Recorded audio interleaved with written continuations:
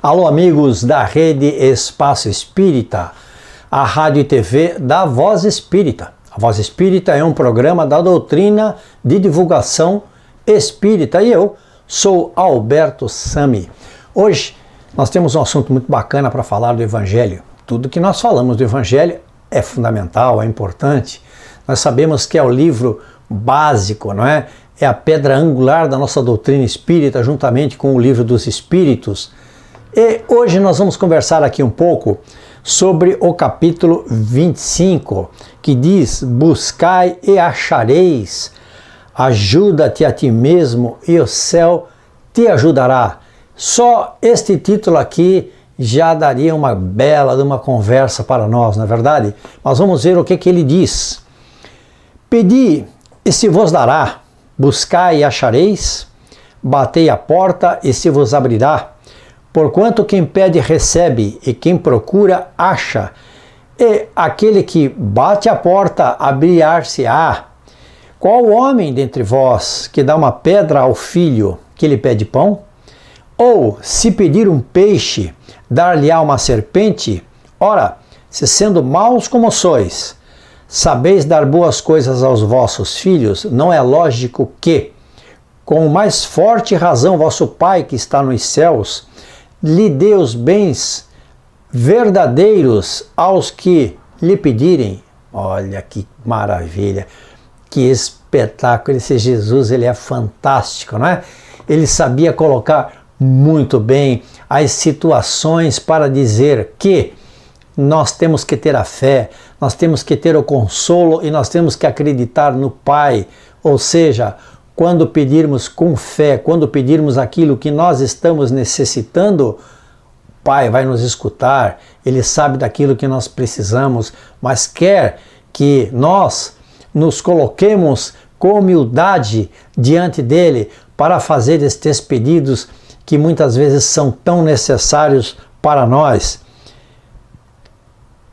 Quem pede pão ou se pedir um peixe, vai ganhar uma serpente.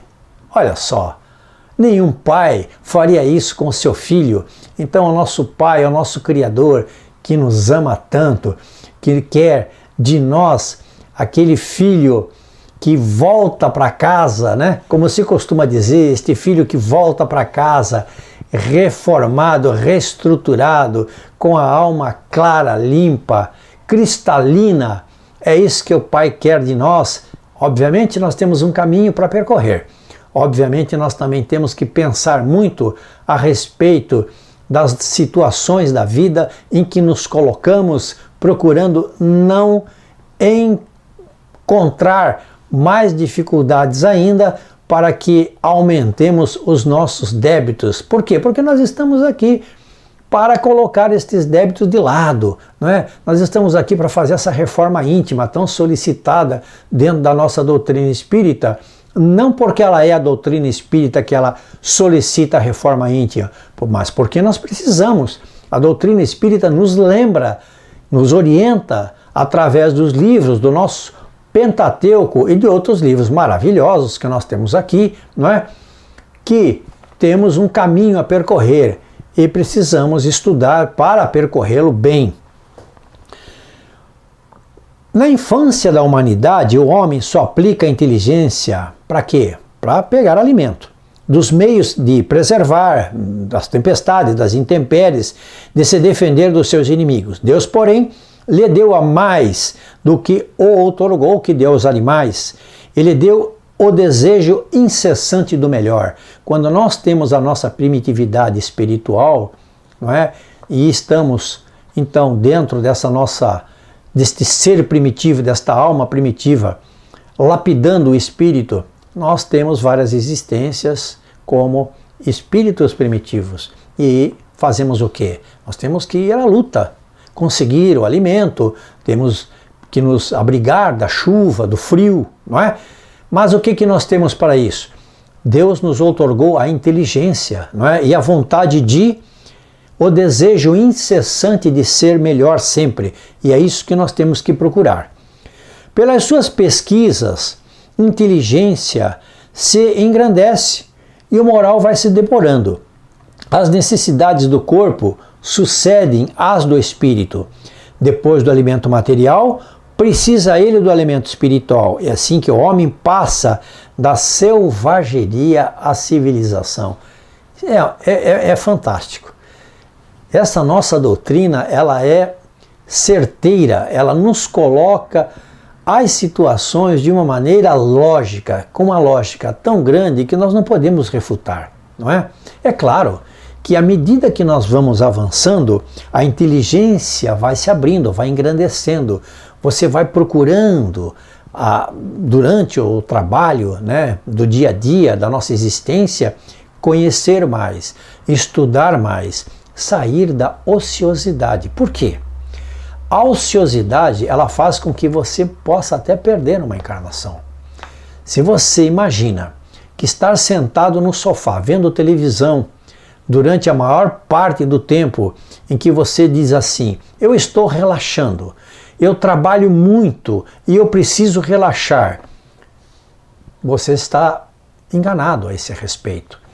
Há necessidade de você buscar, mesmo nas horas de relaxamento, um livro, uma revista, algo que lhe instrua. Por quê? Porque você precisa aproveitar a existência, não é? Essa existência que a gente não sabe por quanto tempo nós estaremos aqui, inquilinos deste planeta. E esta oportunidade, ela é uma oportunidade fundamental, principalmente nesses tempos em que nós estamos transitando do mundo de provas e expiações para o mundo de regeneração.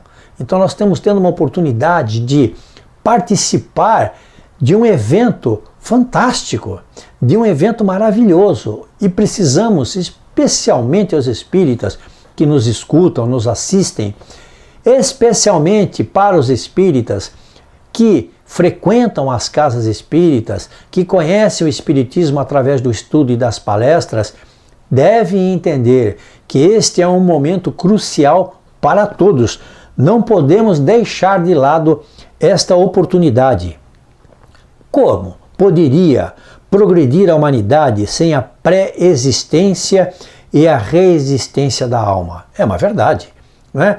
Se nós, através do nosso desenvolvimento aqui, como falamos, através das existências, desde que saímos de espíritos primitivos, se não houvesse a reencarnação, se não existisse essa preexistência e resistência da alma, ou seja, se nós não tivéssemos encarnações anteriores e se nós não pudéssemos reencarnar, o que seria da humanidade?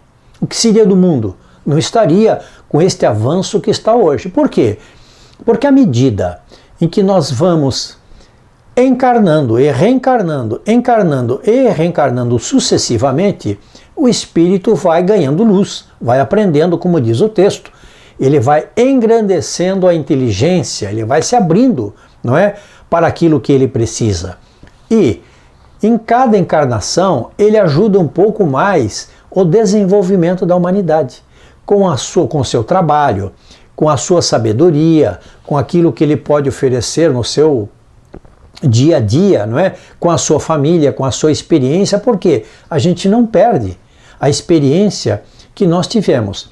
E eu diria mais, nós somos hoje aquilo que nós éramos na encarnação passada. É interessante esse pensamento. Por quê? Porque nós não somos mais, ninguém tem uma varinha de condão para colocar, quando a gente vem aqui e diz assim, agora você está 100% melhor do que essa existência que você acabou, não é, de ter. E agora quando você reencarnar na Terra, você vai estar muito melhor. Não é assim. Não é assim que funciona. Nós estamos aqui praticamente, basicamente, da mesma maneira, com a mesma experiência que nós tínhamos na outra existência. Então, o que é que nós precisamos fazer? Melhorar. Um passo de cada vez. Não é? Um passo de cada vez. Porque se nós conseguirmos dar um passo de cada vez, já estamos no lucro. O que nós não podemos dar o passo atrás, não é? Ou ficar estacionado. Nós não podemos involuir, nós temos que evoluir. E para isso, há necessidade de todas essas conversas fantásticas que a gente tem a respeito do Evangelho, das palavras de Jesus, e precisamos, obviamente, assimilar. Não é apenas nós lermos o Evangelho, nós precisamos assimilar o Evangelho e nós precisamos praticar no nosso dia a dia o Evangelho do Cristo. Então, como poderia progredir a humanidade sem a preexistência e a resistência da alma? Se as almas se fossem todos os dias para não mais voltarem, se vocês tivessem apenas uma existência, a humanidade se renovaria incessantemente com os elementos primitivos. Ou seja, nós não estaríamos hoje com essa tecnologia que nós temos, não é? Porque as almas não voltariam mais e o mundo estaria sempre habitado por seres primitivos, o que não é capaz de acontecer, porque o nosso Pai, o nosso Criador, sabe cuidar muito bem de tudo isto. Uma vez que a cada nascimento, todo o trabalho intelectual teria que recomeçar. Cada vez que você pudesse viver, ou melhor, reencarnar, ou mesmo se você não tivesse as existências anteriores, você teria que aprender tudo de novo. A alma passa gradualmente da barbárie à civilização material e desta à civilização moral. Olha só que espetáculo. O progresso dentro da doutrina espírita, a gente pode até tocar nele, né? Ele é tão lógico, ele é tão correto, ele é tão certo, ele é tão encorpado espiritualmente, essas explicações que nós temos aqui no Evangelho, que nós podemos até pegar, né? Nessa situação de a alma passa gradualmente, ou seja, aos poucos, com as existências subsequentes da barbárie, ou seja, do primitivismo, né? Daquele homem das cavernas que nós fomos, à civilização material, entendendo primeiro o que é o mundo que nos cerca, né? Aquela civilização material, a gente necessitando da comida, a gente necessitando, brigando por comida, a gente necessitando de abrigo para nos defendermos de tudo. E depois, para a civilização moral, que é quando a nossa mente espiritual, o nosso espírito, ele começa a ganhar luz, ele começa a ganhar corpo, ele começa a ganhar a verdade espiritual através de quê? Do estudo, das encarnações sucessivas. Esta oportunidade que nós temos, que Deus nos coloca na mão, ela é fantástica. E isto nós aprendemos no Evangelho segundo o Espiritismo, nós aprendemos nos livros espíritas, nós aprendemos também no nosso querido Pentateuco, os livros base da nossa doutrina de Allan Kardec, esse fantástico homem, esse espírito tão querido que veio aqui nos colocar no colo, não é? No colo para dizer assim, estude, para que você possa ter a sua evolução espiritual. Amigos da Rádio Espaço Espírita, muito obrigado por estarem conosco e continuem sempre, enviem sugestões também, não é? Para que possamos falar de assuntos que sejam pertinentes e que vocês tenham dúvida. Muito obrigado a todos.